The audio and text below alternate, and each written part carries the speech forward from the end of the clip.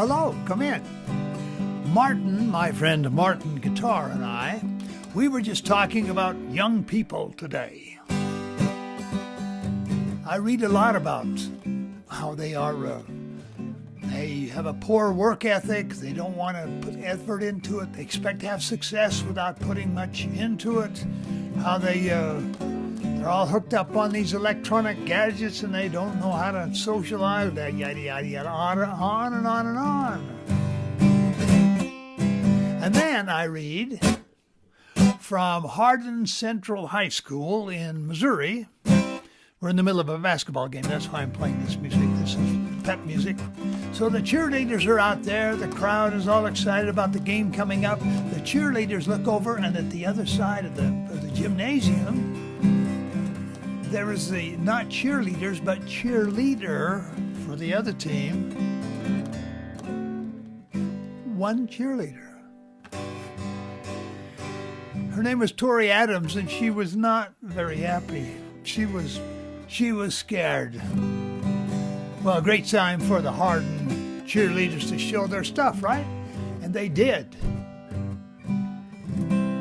They went across the gymnasium and they said to her, "Would you teach us your cheers?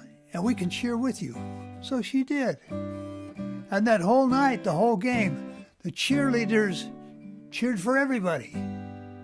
And everybody cheered for the cheerleaders. I think about those things when I hear a lot of the other stuff about today's young people. And I was reminded of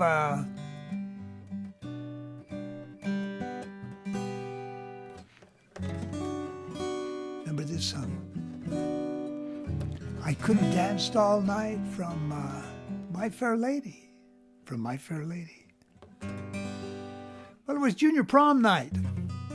Well, it was coming up at our high school.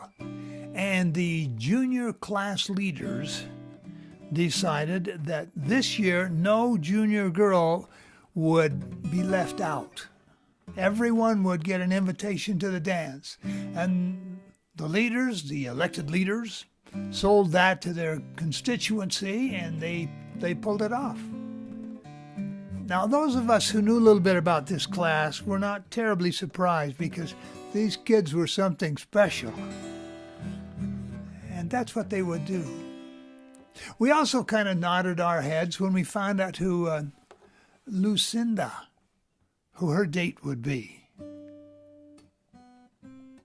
It would be probably the biggest catch on campus, the big man on campus. Great athlete. Handsome, friendly, everybody loved him. And he was Lucinda's date for the junior prom. And Lucinda was something special too. Those who had come up through the grades, even in grade school, they said they don't ever remember this. She ever had lunch alone. She had a sweet disposition and she was understanding, seemed to be wise beyond her years. Just a special person. So the big man on campus and Lucinda would be at the dance that night, and they were. I found out later that her date, as usual, had friends all over the place, and people wanted to say hi to him. But that night, everybody got one wave, and that was it. Because all night, her date focused on her, on Lucinda, listened to her, talked to her.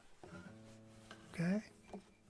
Well, the end of the dance, the tradition was you come down this massive long flight of stairs.